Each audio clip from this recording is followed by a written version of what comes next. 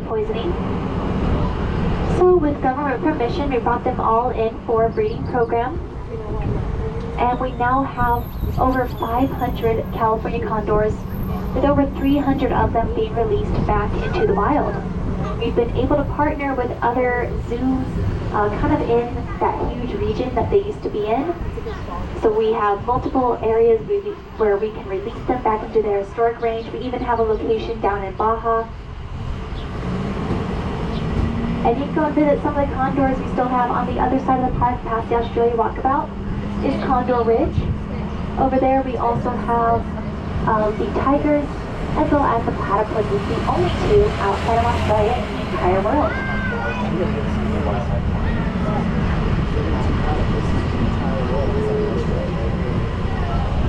Look, that little baby one's running. Look out towards the right, we've got a lot of rhinos. Oh, you might even be able to see, hopefully she comes this way. I'll pull forward a little bit. We've got a rhino running around. It's the new baby. Oh, she's kind of on the other side of this tall building. She's got the zoomies. There she is. It's a little Camaria, about 6 months old. Look at how many rhinos are out there. I mentioned before, they're very social. These are all fully grown females along with a couple of babies. Notice how a lot of them seem to be covered in mud. So they love their mud so much, they use it for rhino sunscreen, cool down on hot days, protect themselves from flies, and sometimes, honestly, they just have fun rolling around in the mud. I think it's a lot of fun for them. But there's Camaria. So yeah, about 6 months old. When she was born, she was 125 pounds. She's now, easily over 500. Now her mother is Kianga. It's most likely that rhino that's kind of jogging along the dirt road being like, wait for me, wait for me.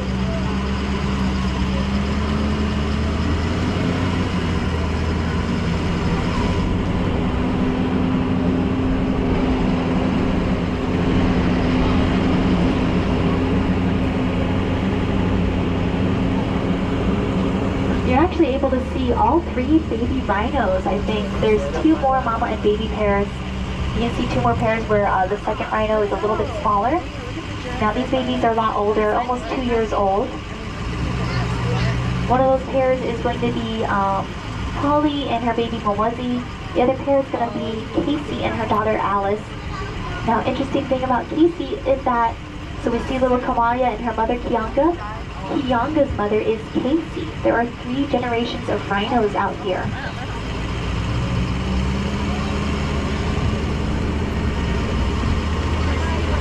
There's Kamaria. Look at her. She loves the pose so much. Her name means beautiful like the moonlight in Swahili, which is a language spoken mostly in to make them stand out more to the ladies, make them look more attractive. But this can also make him stand out more to predators. So a bit of a catch-22, but at least for Goan, with his size, he can really back that up. We've got a couple more of the members of the Maasai giraffe having a little lunch right now. And then we've also got this herd of antelope. As we pull around this building, they're going to have chestnut fur. These are going to be sable antelope.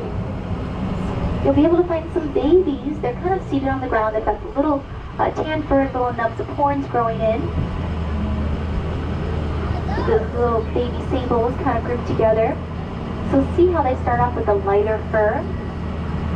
That's going to help them to blend in with their surroundings. Now as they get older, their fur is going to darken. Now why darken? Why not stay that lighter color to stay camouflaged? That darker color makes them stand out more. It's going to make them look more dangerous. It's going to send a message that this is a dangerous animal.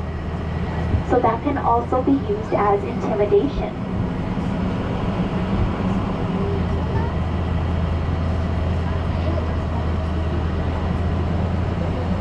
We've also got some antelope with the lavender gray fur and the long straight horns.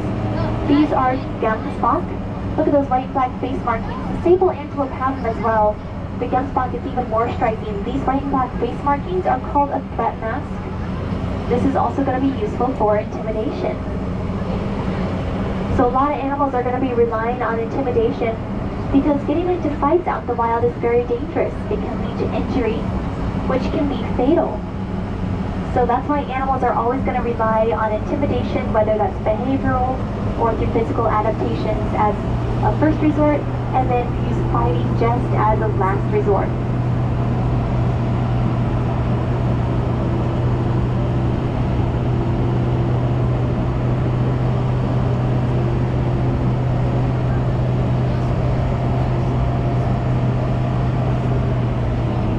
In between the trees in this little hill kind of in the center of the valley, you'll see some antelope with the tan fur and the horns. Those are roan antelope. That is a bachelor herd. So it's comprised of young males that are sticking together because there's always safety in numbers. As they're also going to be practicing their fighting skills against each other. And they're going to create a hierarchy within this herd.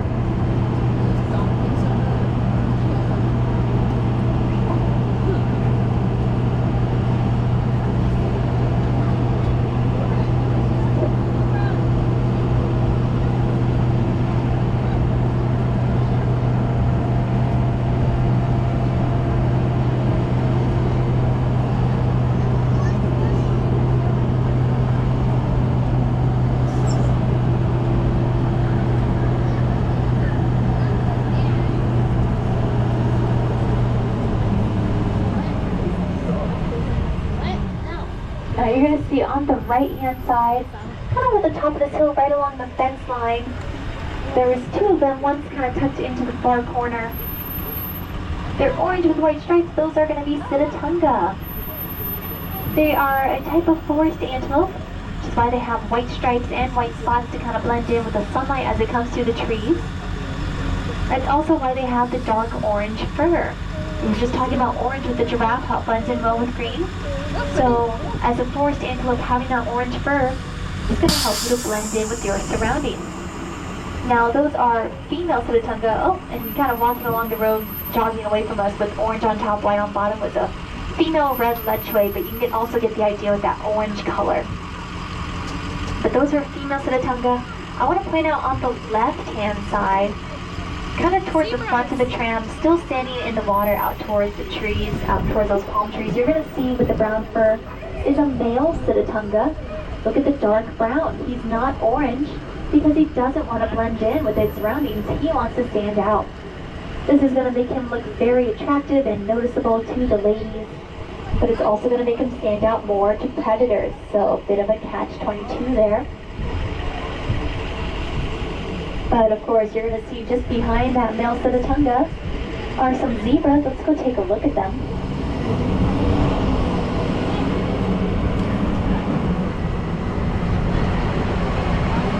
So you're going to see a male herd of the Grevy zebras. Now, Grevy zebras are the largest species of zebra. They're also going to be the ones with thinnest stripes. And they are also the most endangered species of zebra. So we have this male herd here. We do have a female herd as well. They're just in an area we can't see from the tram path.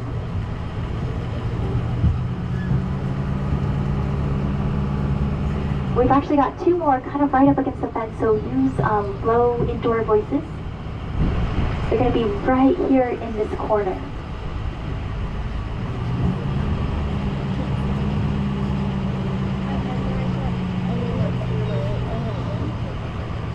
Now, one of the theories as to why zebras have their stripes is that for colorblind predators, those black and white stripes are going to help them to blend in with tall grasses that they're hanging out in sometimes. Another theory, there's actually still some debate, is that it's not to camouflage with their environment, it's to camouflage with each other. You have a bunch of zebras staying next to each other, the stripes start to blend in with each other. It makes it difficult for predators to be able to single out an individual.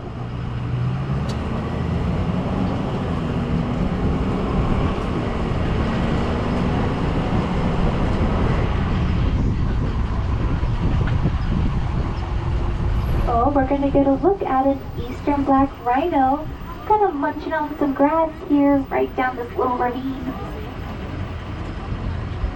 This is going to be Aria, the female eastern black rhino.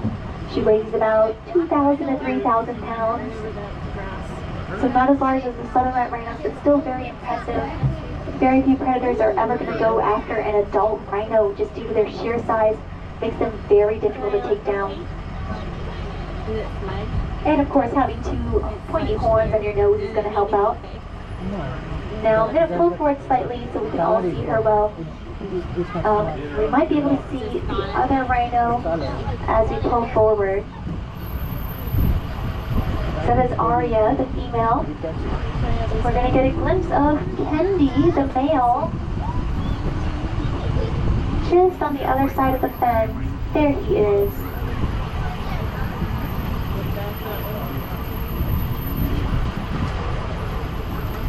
So we were talking about rhino horn earlier and how that's the reason they're all endangered because of poaching. From 1970 to 1990, the black rhino population decreased 94%. And that's because of poaching them only for their horns. That was just a span of 20 years. So we've had 13 black rhino babies born here at the safari park.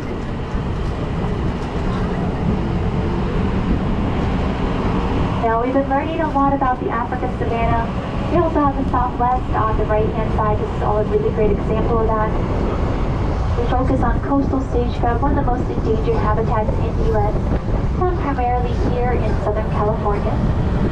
Less than 15% of the original habitat remains, and this is mainly due to urban development.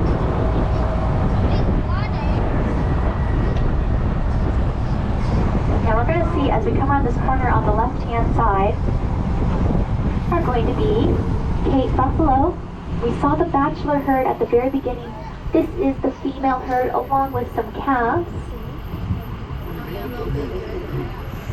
And I mentioned before, Cape Buffalo are very protective of each other. They use a lot of intimidation, such as mobbing, stomping their hooves, flipping rocks with their horns.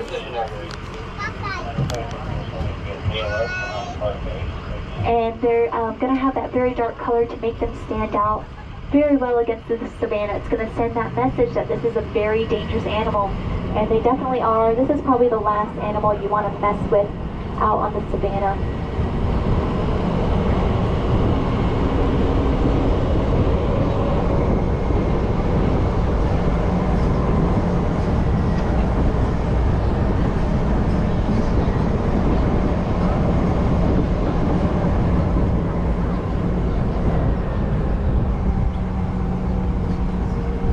We've got some Ellipsan waterbuck out to the left, a female herd along with one male. You can tell because he has the beautiful horns. But the females don't have any horns because they don't need them in the areas where they live. There's going to be plenty of food and water.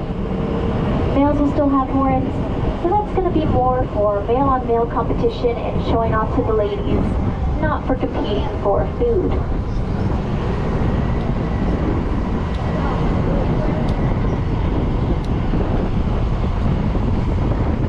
Now here at the safari park, we sit on 1,800 acres of land. About half of that's been set aside as a preserve to help out local wildlife. And we could actually fit our sister location, the San Diego Zoo, in our parking lot. It's 100 acres.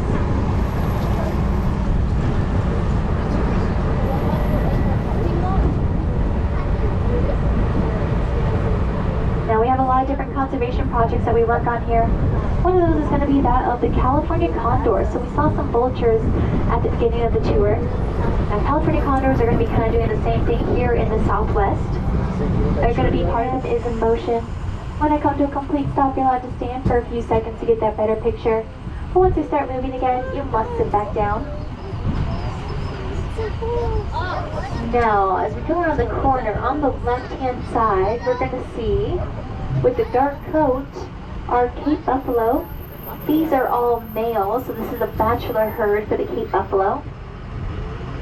The males can get up to 1,900 pounds, so they're definitely going to be one of the largest animals out there on the savanna, and they are masters of intimidation. In fact, we're going to be learning a lot about intimidation throughout this tour. So a lot of animals have certain adaptations, whether that's behavioral or through physical adaptations that can be used as intimidation against predators and competitors, when they're competing for food and water in the areas they live in. So the Cape buffalo definitely masters that dark color, makes them stand out on the savanna. It's going to make them very noticeable, which is actually what they want because they tend to stay in very large herds packed close together. So they want predators to notice them and then avoid them. They're also going to be known as the bully of the savanna. They really don't like anyone getting too close to them.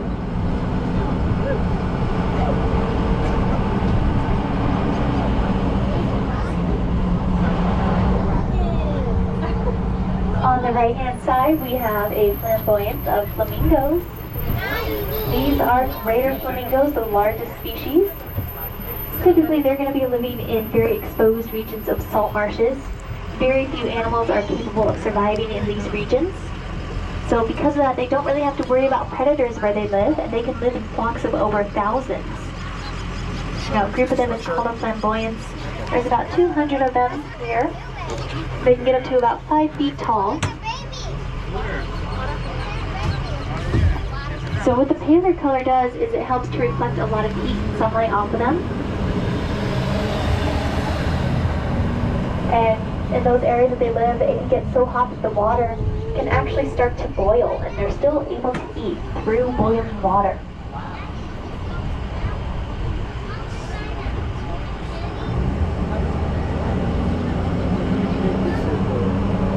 I want to thank everyone for joining me today as we go through one of our 2 front doors to the San Diego Zoo Wildlife Alliance. We also have our sister location, the San Diego Zoo down at Balboa Park. Every time you purchase an admissions ticket or renew your membership, that money goes to directly funding our conservation projects. We'd like to focus on 8 regions or hubs. We're going to be learning about 2 of them today. The first is the Africa Savanna, and the second is the Southwest, which is here in our own backyard. On the right-hand side, looks like we've got some rhino friends. So this is the Nikita Khan Rhino Rescue Center. So we've got at least a few southern rat rhinos. There's even a couple more way in the back. And southern rat rhinos are the largest species of rhino. They can weigh over 5,000 pounds. The only other land animals larger than them are going to be elephants. Males can sometimes get up to 7,000 pounds. Now they're the only species of rhino that are social. So there's a few of them in here at least. There's at least a dozen in this whole group. There might only be a few out right now though. But especially the females love to hang out together.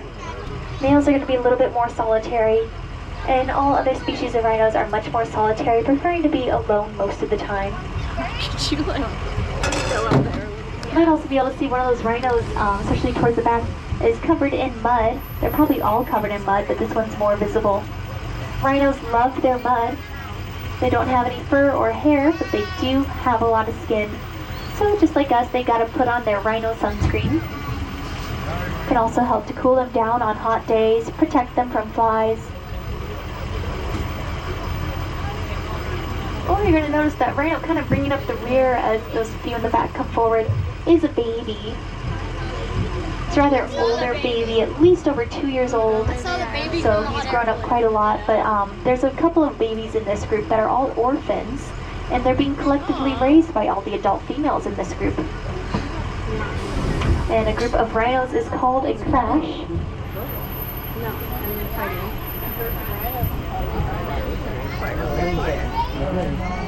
Now we've had over 100 southern rat rhino babies born here at the safari park. We are one of the world leaders for rhino conservation. Make sure your children are keeping their arms on the inside of the tram. Make sure your kids are not leaning outside of the tram and their arms on the inside. Thank you. So we're one of the world leaders for rhino conservation, and this is very important work because they are endangered. All species are. This is mainly due to poaching just for their horns. That's because a lot of people think that rhino horn is medicine, that it has medicinal properties to it. But if you hold out your hand in front of you and take a look at your fingernails, that's the exact same material that rhino horn is made out of. And this is a protein called keratin.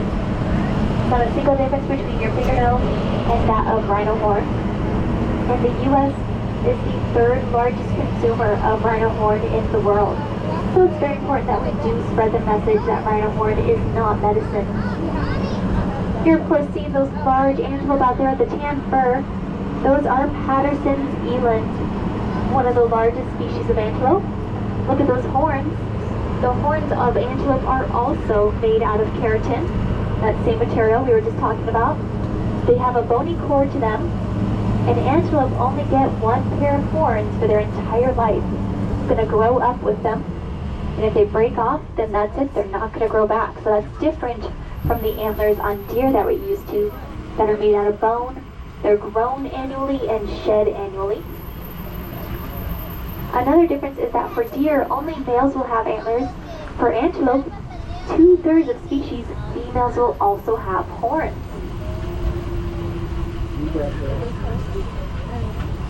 Oh, but take a look on the right, at the top of this log, the white and black feathers is a Ruppel's vulture.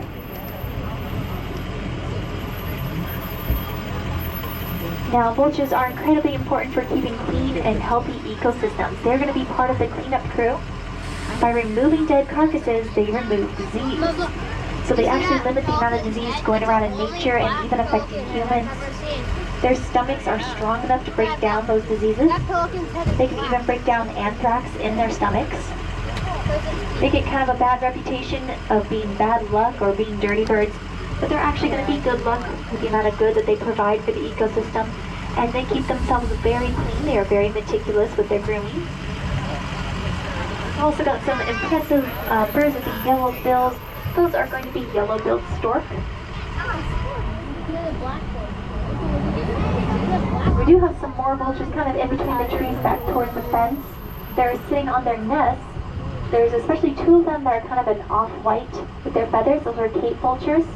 They're being very protective of their nest right now because they have some chicks that recently hatched.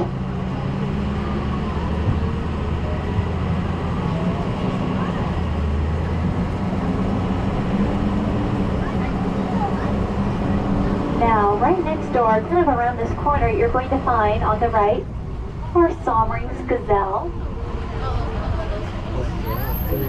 Now, this is a female herd for the Somring's gazelle. Now, I mentioned 2/3 of antelope species, females have horns, so all gazelle are also within the family of antelope. Now, this is mostly going to be due to the type of habitat that they live in. If they live in more arid regions, it means there's not as much food and water. Oh, something's moved on, probably us. So it means there's not as much food and water to go around, which means more competition. So that means the females are going to need horns just like the males so that they can compete for food and water as well. We do have another group of antelope out to the left. Those are called springbok. They've got a little black racing stripe. Now keep your voices down because right up against the wall, we've got some Maasai giraffe. Oh, they're not a huge fan of the Tram. So Maasai giraffe, they get up to about 14 to 18 feet tall.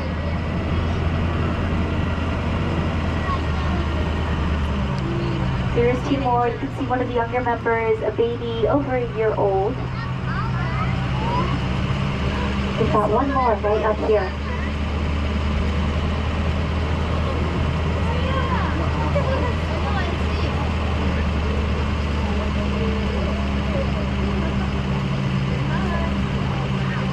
So this giraffe, his name is Golan. He's the dominant male for the herd. You'll be able to tell that he's taller and darker than all the other giraffes.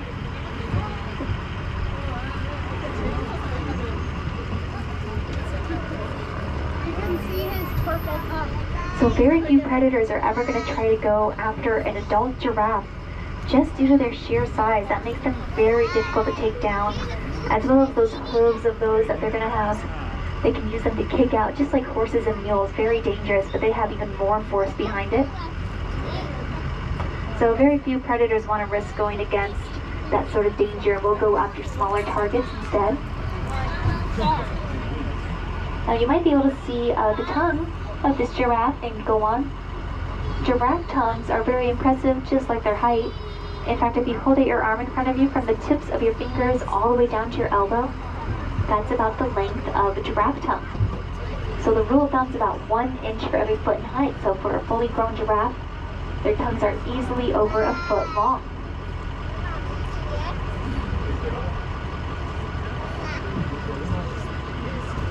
Now giraffes kind of have that orangish tone to them. That orange is a rather interesting color. It's going to make them kind of blend in with their surroundings, especially with the greenish surroundings when they're underneath trees. Now it doesn't really make sense to us because humans see color rather well. Predators though tend to be colorblind. They're going to be seen more in a grayscale. So for them, the orange blends in really well with green. And you can see this orange on a lot of different animals that live in more forested and green backgrounds. It's also why tigers are going to be orange. Now of course, go on, the giraffe we just saw, he was darker than the other ones. That darker color stands out more against the green background than if he was just more of an orangish tone.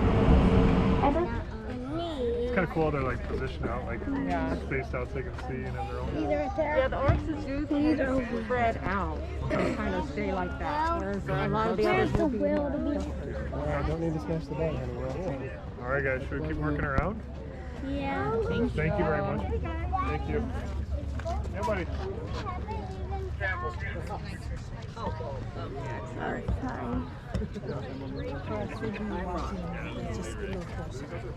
Yeah.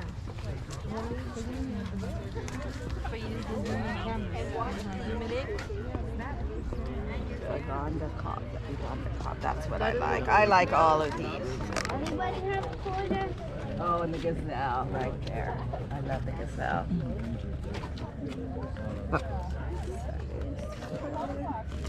What's your Henry? Cousin. Anybody have a quarter? Stop, I'm recording this for my cousin.